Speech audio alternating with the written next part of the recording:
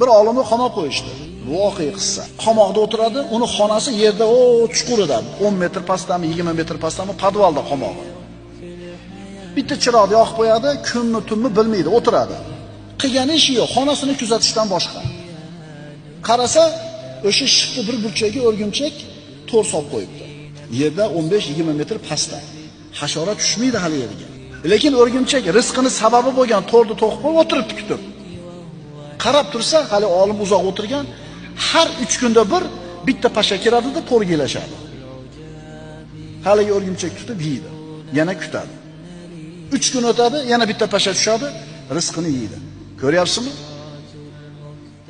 U 20-30 metr pastga qaysi pasha tushadi deysiz. Lekin Alloh shu o'rgimchakning rizqini o'zini zimmasiga olganmi, 3 kunda bir tushirib turibdi. Qancha jonivorlar bor. O'zini rizqini topa olmaydi, ko'tara olmaydi, lekin Alloh yetkazib beradi deyapti oyatda.